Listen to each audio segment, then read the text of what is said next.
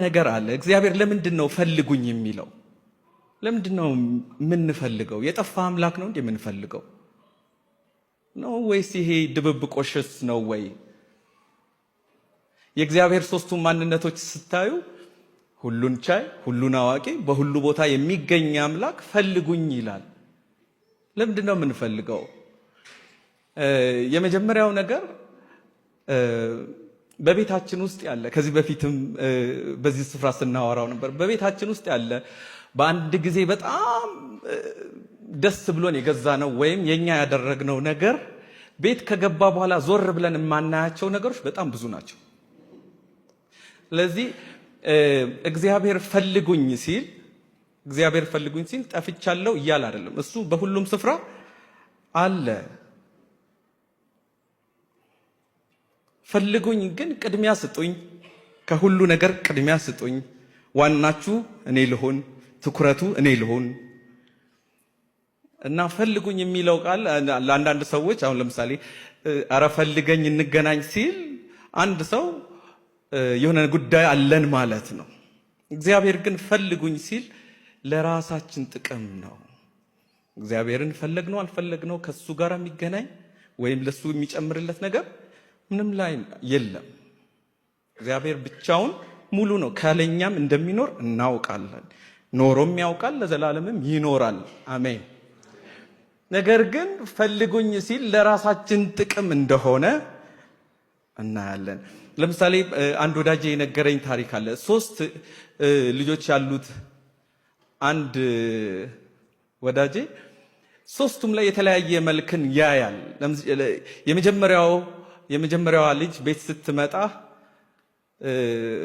ዳዲ አለህ እሺ ብላ ሄድፎኗን አድርጋ ወደ ሩሟ ትሄዳለች። ሁለተኛዋ ደግሞ ምን ይዘህ መጣህ ትለዋለች። ሶስተኛዋ ግን አብራው ትቀመጥና እንዴት ነበረ ውሎክ?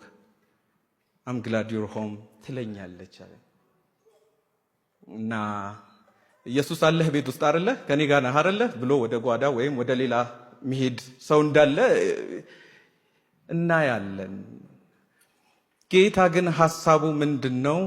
ከሱ ጋር ቁጭ እንድንልና ለዳንበት መዳን ምላሽ እንድንሰጥ ህብረት እንድናደርግ ይፈልጋል። የክርስትና ትልቁ እድገት ብለን ካልን ህብረት ነው። ከጌታ ጋር ያለ ህብረት። እኔ እንደ ግለሰብ፣ እንደ ቤተክርስቲያን፣ እንደ ሀገርም፣ እንደ ቤተሰብም እግዚአብሔር ህብረትን እንዲያድስ በእውነት ትልቅ መሻት አለ። እግዚአብሔር ህብረታችንን ያድስ። ምክንያቱም አንዱ የምንታወቅበት ከዳንን በኋላ ምላሽ የምንሰጥበት ዝም ብሎ እኮ ሲታዩ እኮ ደቀ መዛሙርቱ ያስታውቁ ነበረ ከማን ጋር እንደሆነ። በቃ በህብረታቸው እንደውም ክርስቲያን ብለው የጠሯቸው እነዚህ ኢየሱስን ይመስላሉ ብለው ያሏቸው ሌሎች ሰዎች እንደሆኑ እናያለን። የኢየሱስን አይነት ነው እርምጃቸው ብለው ይላሉ። ኢሳይያስ 45 ከቁጥር 18 ላይ እንዲህ የሚል ቃል አለ። ሰማያትን የፈጠረ እርሱ እግዚአብሔር ነው፣ ምድርን ያበጃት የሰራት የመሰረታት የሰው መኖሪያ እንጂ ባዶ እንድትሆን ያልፈጠራት እግዚአብሔር እንዲህ ይላልና እኔ እግዚአብሔር ነኝ፣ ከኔ በቀር ሌላ የለም። በጨለማ ምድር በሚስጥር አልተናገርኩም፣ ለያዕቆብ ዘር በከንቱ ፈልጉኝ አላልኩም። እኔ እግዚአብሔር እውነትን እናገራለሁ፣ ትክክለኛውንም ነገር አውጃለሁ።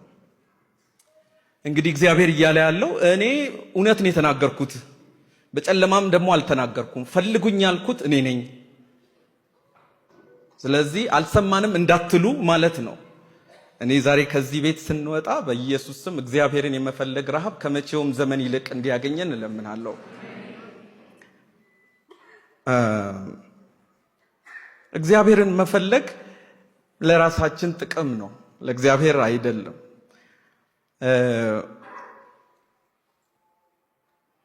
ቅድም ዘኔ እየተናገረ ነበርና አንዳንድ ኦፊሶች ስትሄዱ የሥራ ብዛቶች በጣም ሰዎች ያደክማቸውና ትሪት የሚያደርጓችሁ መንገድ በጣም የተለያየ ነው እና በጣም አንዳንድ ኦፊሶች መሄድ በጣም ያደክማል።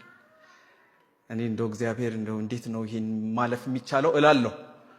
በረከቱ እንዳለ ሆኖ ደግሞ ቻሌንጁ ደግሞ ልነግራችሁ አልችልም። ደግሞ እንደኔ አይነት ሰው ከሆናችሁ ደግሞ በጣም ትቸገራላችሁ። በጣም መናገር አልችልም። ይሄ የራሴን ድርሻዬን ፐብሊክ ቦታ ላይ ሄጄ ለመናገር በጣም ይቸግረኛል። ድንገት ደግሞ ከተናገርኩት በአገልግሎትህ እኮ ተባርክ ያለው ቢለኝ ደግሞ ልና እንዳላፈር ዝም እላለሁ ብዙ ጊዜ እና አይናቸው ነው ያለው። ድንገት እንደው በአገልግሎት ማቀው ሰው ይኖር ይሆን እንደዚህ መስሪያ ቤት እላለሁ። እዛ እግዚአብሔር በጣም አይኔ ሲንከራተት አየ እና አንድ ቀን ቃል ሰጠኝ። ምንድነው እንዲህ የምትለው? አንዳንዶቹን ሰዎች ሄጄ እባካችሁ አንድ ጉዳይ ነበረን እንዲህ ታዲያስ ዳዊት እንዴት ነህ? ደህና ነህ?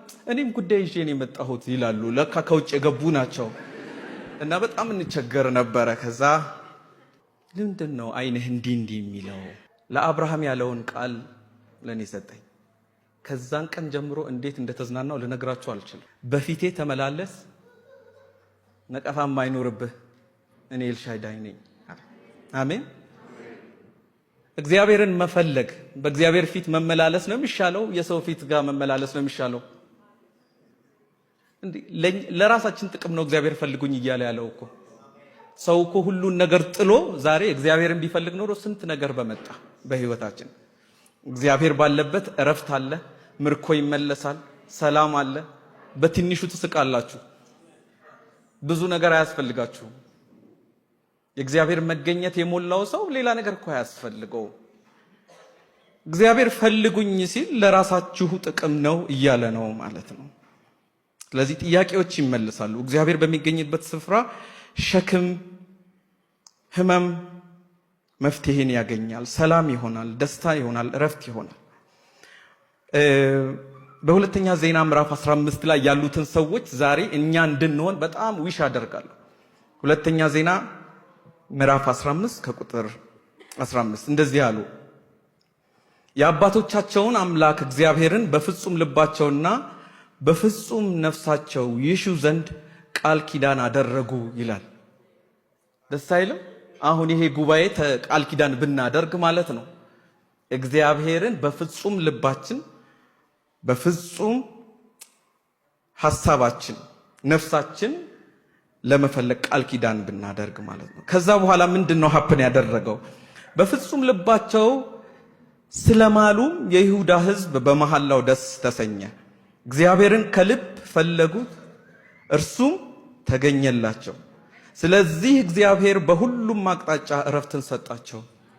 እግዚአብሔርን ፈለጉት፣ እሱም ተገኘ። ከዛውስ በሁሉ አቅጣጫ እረፍት ሰጣቸው። ስለዚህ እንደው የዛሬው መልእክቴ እግዚአብሔር በጣም ብዙ ሸክም አላችሁ ወይ?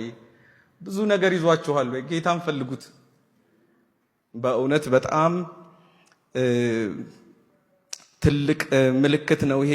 ሰው በጣም በራሱ ብዙ ነገር ይሞክራል። ነገር ግን እግዚአብሔርን መፈለግ ለብዙ ነገር ስኬት፣ እረፍት እንደሆነ እናያለን።